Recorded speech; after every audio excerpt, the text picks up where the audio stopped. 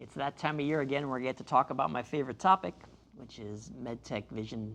This year it's 2025. I have the illustrious honor of having Angela Frederickson and Shah joining me. They are the folks driving this event this year. Thanks so much for coming on. Would love to catch up with you and talk about all this. So, Angela, you're kind of new to this conversation. Sheila and I have been together a couple times on this. So let's start with you. You've been to this event how many times? Twice. Okay, so I'm going to ask you a very intangible question. How did it feel?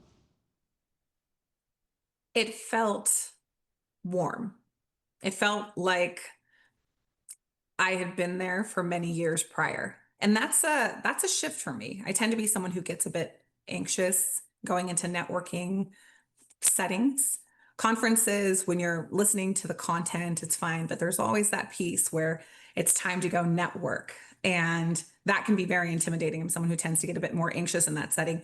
I was so pleasantly surprised at how warm and inviting the environment was. What's crazy about it is that you don't know who anybody is. Even with, you don't notice their name tags. You don't want to be rude and pick it up and look at it. And sometimes you're sitting next to the CEO of a publicly traded company and they're just having a soda and hanging out, and they say, yeah, sit down. And you find out, oh my God, who am I talking to? It's that kind of welcoming. And it's because of the culture of the organization, honestly, that it sets the tone. That's the way it is. And Sheila, you've been at this a little bit longer. Is it intentional, that kind of welcoming piece? Do you have to explain that to anybody, or do you think that just happens organically? It's a great question, Matt. Honestly, it happens organically. I remember it's similar to Angela, and I think you put it so well. I think there's always this awkwardness around networking events often that make it feel like work. But this conference doesn't feel like work. It actually feels like a group of women that are getting together to just talk about important trends and happenings in our industry in a supportive and collaborative environment.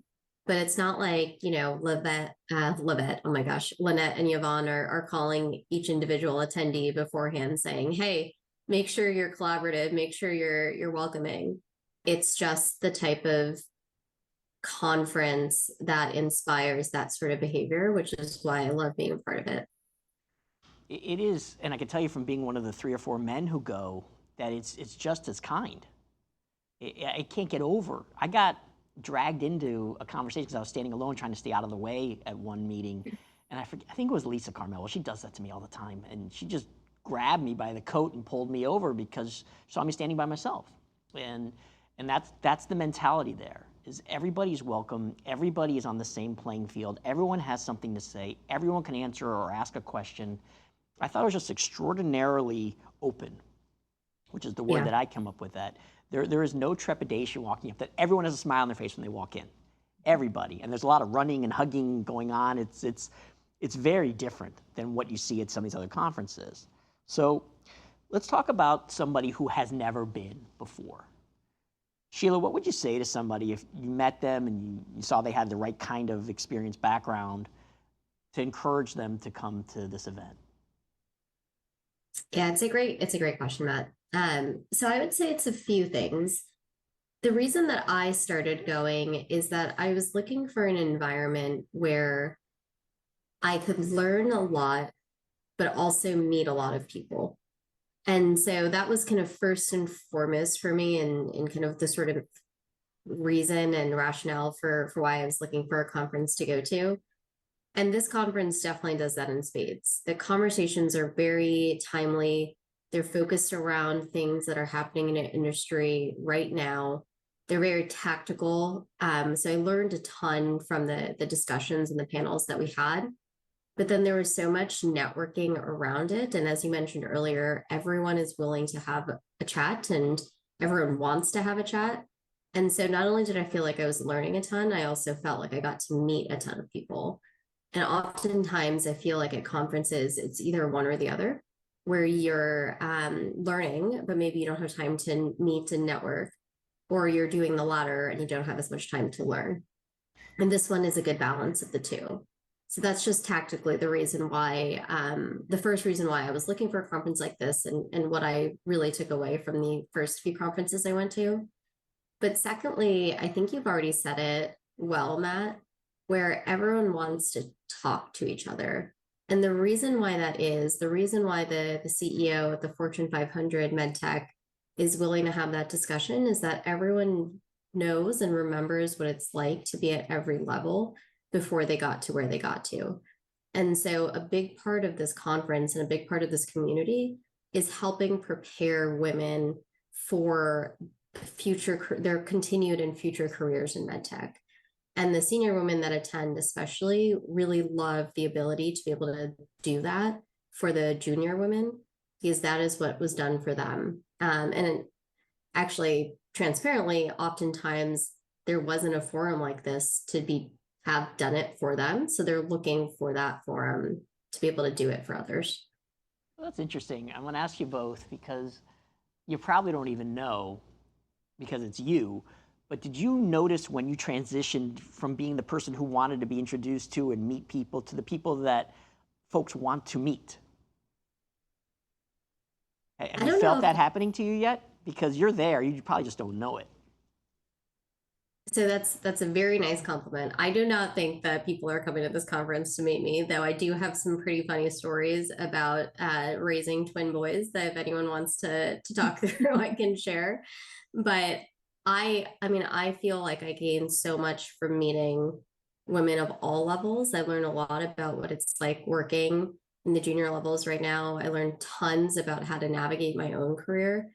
And so I'm more than honored to even pretend to assume that anyone is coming there for me, but I am really excited to meet anyone that may want to. And she's being humble, folks. She's a stud. So, Angela, you're, I think, the right person to ask this about getting involved. You've ascended through the organization relatively quick.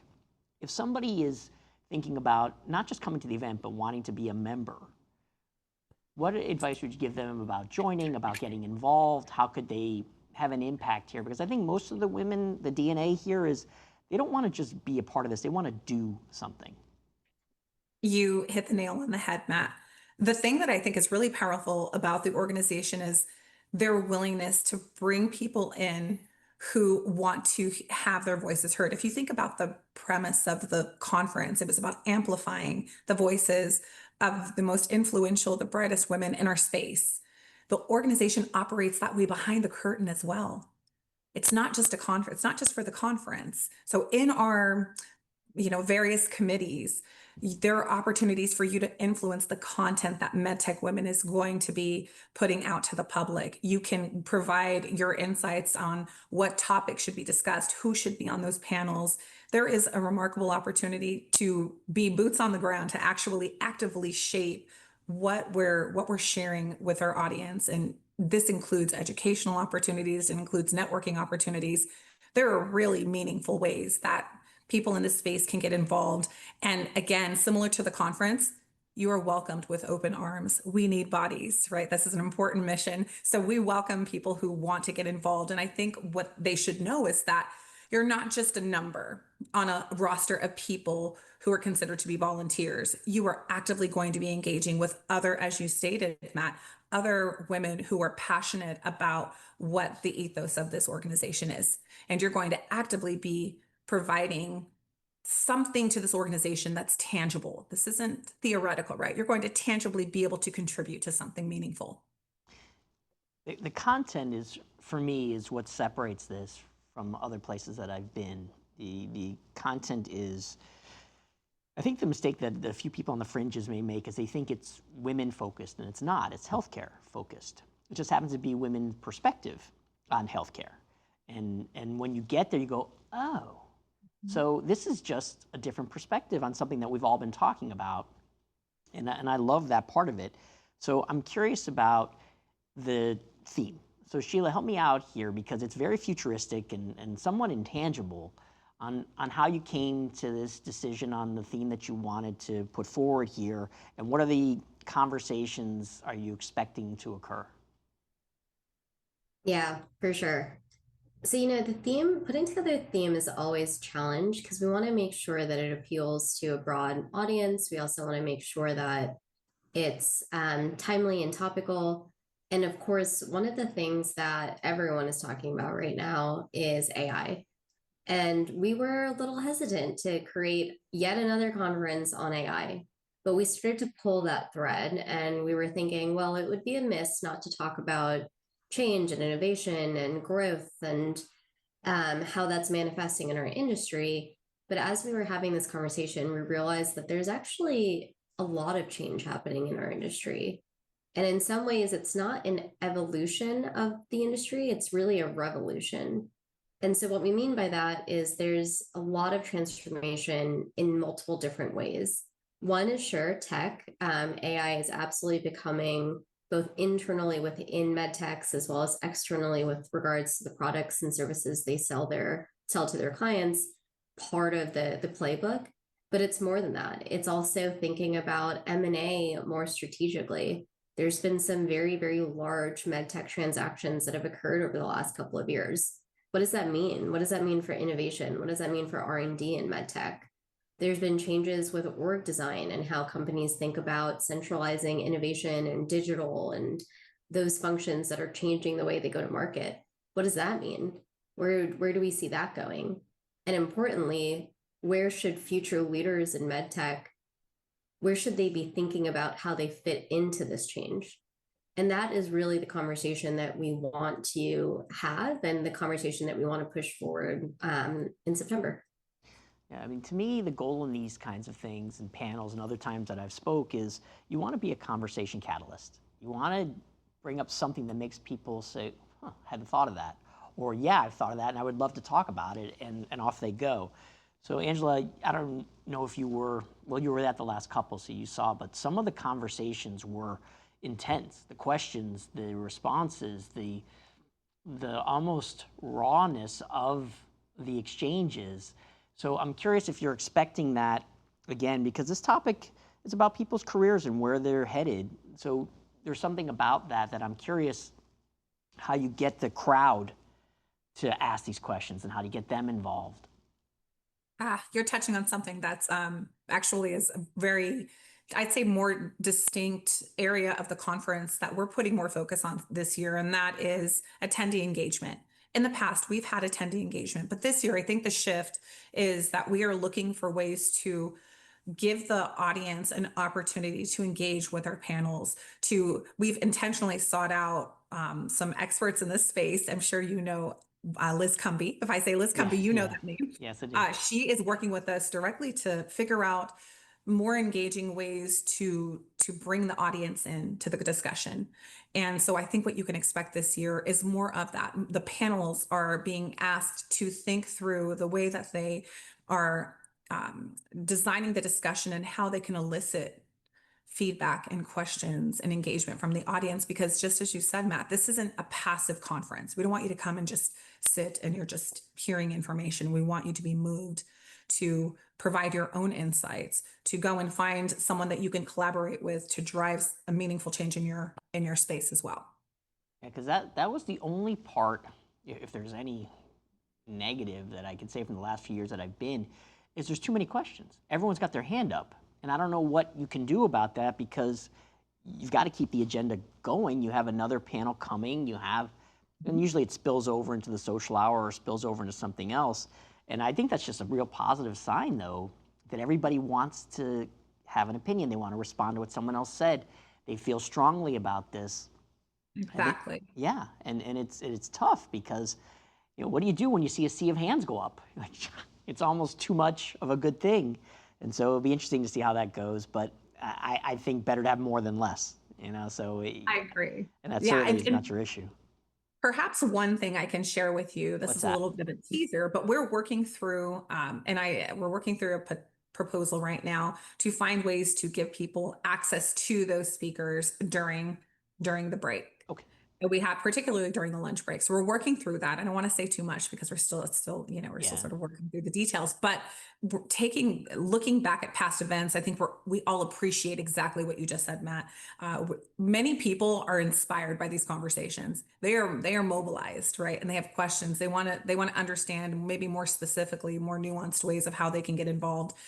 We believe that we are tapping into some ways that we can allow them to get some of that from the participants and the speakers. So when we were talking about this, Sheila, you and I, about what to expect and what this was going to be about, you said something that really resonated with me through our text. And you talked about innovating more broadly and M&A acting more boldly. And I'm like, okay, that's really strong language, but I'm not quite sure what she means. So if you could touch on those two just a bit to give me an idea, okay, well, let me flesh that out. And this is what I was referring to, because that's powerful stuff. So it's a fair point, Matt. What do these concepts mean? What is innovation more broadly? What is M&A more actively? What does that all mean? And so, for example, on the M&A panel, really what we want to understand and discuss is, what does smart M&A look like? How do you make strategic and bold bets in a way that's still practical in the realities of kind of the med tech world? And so we have a great group of panelists. We have folks from Hologic, we have folks from Freya, we have people in the VC community, we have folks from Boston Sci, which has been extremely active this year and historically, frankly. And we have them talking about, how do you be bold and innovative, but in a way that's pragmatic. And I think, you said something earlier, Matt, around, wanting to have conversations and conferences that push conversations forward. But I think the other thing that we really want to make sure we do at this conference is have tactical conversations.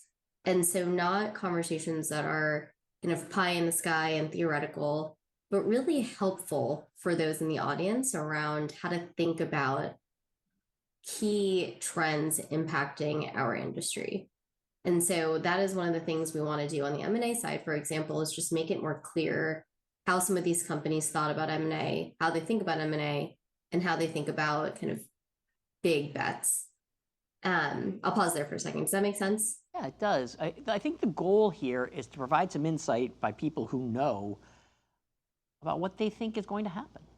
Because everybody looks to people who are knowledgeable, or call them experts, or people who have been through this, and you turn to them and say, well, what can we expect?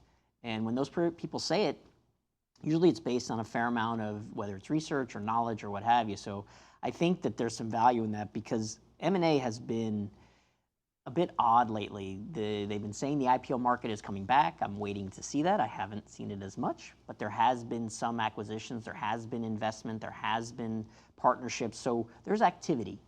I think that's the main word we're looking for, is that there's action, because it usually prompts innovation. It prompts, in my world, it prompts people changing jobs. Like, so many things happen because of that activity. And so we'll see how it goes, but I think you're on the right track. Angela, the patient keynote is usually pretty emotional. The last few years has been between Melissa and Brooke, pretty much everyone y'all have had, but those last two resonated with me because you looked around the room and no one was speaking. There wasn't a word being said. After Brooke was done, she was any questions and nobody spoke, and no one knew what to say. So I don't know Mema, and I know her story a bit. So I'm curious, the choice there, the expectation there, without giving anything away, of course. I'm curious your thoughts there, because that's usually one of the more exciting parts of the whole day.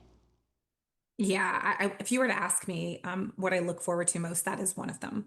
And the thing that we look for when we're looking for patient keynotes is we look for a voice who can really bring a face to the patients that we're all serving.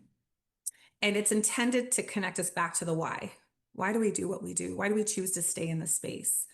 I believe that what you have highlighted, right, Brooke, I think the year before, I think both years, I ended up in tears. Yeah. I was so moved by the content, and to your point, left really speechless. But if you think about how the agenda is laid out, we put the patient keynote right at the beginning of the day.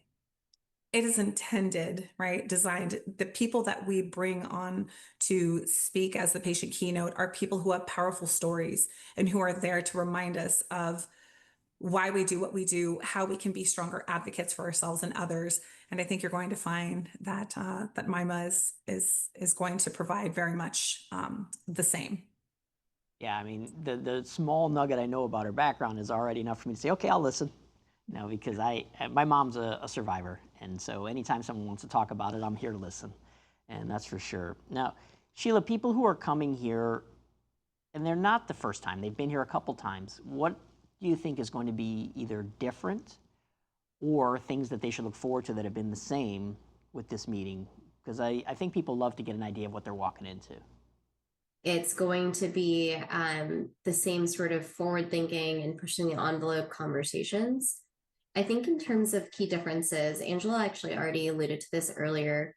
I think one of the things that we have heard loud and clear from previous event feedback is around just even more networking and even more of a desire to get to know other people. And so we're looking for innovative ways to include more of that into the session. But otherwise, I think you can absolutely expect to come in, to learn, to meet some new people, to really be reminded about the inclusiveness of this industry, and to feel empowered to continue beating the drum for women in medtech going forward. Let's catch up a bit about the panels in that the way you choose these folks. And Angela, you could take this if you like. I know there is a line of women who will step up and do this. You have no shortage of people interested. So how do you choose on who's going to be in the, it's only a small population, it's 3 or 4 people at the most, and the moderator for that matter. How do you choose that? I love that question, and I'm probably going to rely on Shiela to provide some additional color here. But what I have taken from the process, right? We have panel leads who are tasked with the responsibility to identify who's going to be there. There's this really amazing spreadsheet of influencers and change makers and all of the, all of the things that you sort of want in your panelists. What I have identified as a consistent, let's call it, the criteria that we look for. We're looking, one, for voices that perhaps haven't yet been amplified, right? So we're looking for people who are influencing, but who maybe haven't been, who are found on many, many panels. I think we're looking for diverse voices. We're looking for voices of women who are, who we know are at the helm of very large organizations, or they're having to make very large decisions. They're tasked with an enormous responsibility and still having to be connected to the various folks at various levels of their industry. So we're looking for someone who can connect with our audience, someone who is responsible for driving change, and someone who very much has their hand on the pulse of not just what they're doing, but who they're serving. And they obviously are subject matter experts. These are women who are considered to be the best in their space. Oftentimes we find that they are leading remarkably large organizations and groups and have very impressive backgrounds. So of course there's that. But there's the other piece around, do they have the ability to connect with a number of people at various levels in their career? Well, that's really gracious, the sentence you said a little bit ago, which is the people who normally don't get a chance to speak, but you know that they're ready, and you know that they have a personality, and you know that they're articulate, but for whatever reason, either no one have asked, or maybe they weren't available, or what have you. And it's great to I'll tell you, I mean, we've all been to several of these, but even whether it's men or women, it does get a bit tired if you see the same faces on the panels like every time you go. It's like in sports, you see the same team in the Super Bowl every year. It's great, but I would love to hear someone else say something. So Shiela, is that, like, how much is that a part of the equation when you're trying to find people? Because here's that whole thing about reaching back and giving opportunities to other people that I know is a mantra in the organization. So is that part of the calculation on who you choose? Yeah, definitely. I mean, first and foremost, we want to have people that have thoughtful and intelligent things to say on the topic, right? So that is, of course, the first screening criteria. But secondly, as Angela mentioned, that's not limited to 5 or 6 people. It's limited to tons of amazing women that out there that have really relevant experience that just, haven't really been in a public domain or haven't been able to share their thoughts in a public domain before. And so, as a secondary goal of this conference is to start, one, to make more women aware of their contributions to the industry, but then two, I'm trying to think of the right way to phrase this, give them the confidence to share their opinions and their beliefs more proactively publicly. Let's talk about some of the logistics and the specifics on how somebody can attend. So either one of you, website, how do they register? How do they attend as far as the date, the location? So can you give me all of that information? It's Tuesday, September 9th. So it's coming up, which is hard to believe, but coming up soon. It'll start at 7:30 in the morning, Pacific time, of course, because it's at the Rosewood in Sand Hill, which is in Menlo Park, California. It's a great hotel. I definitely recommend staying there if your budget allows, but there's also some really great, more budget-friendly hotels. I think there's a Marriott and a Hyatt, perhaps, in the nearby vicinity. So definitely let us know if you have any questions. Feel free to reach out if you're having any issues registering or understanding where to stay. But would love to see you on Tuesday, September 9th at 7:30 in the morning at the Rosewood. Yeah, the easiest way is medtechwomen.org if you want to do it through that way. They also have been posting on LinkedIn multiple times, so the link is there as well. And I would say this to you from someone who's been to 6 or 7 of these, is don't wait. You just don't want to miss it. The room only holds so many people.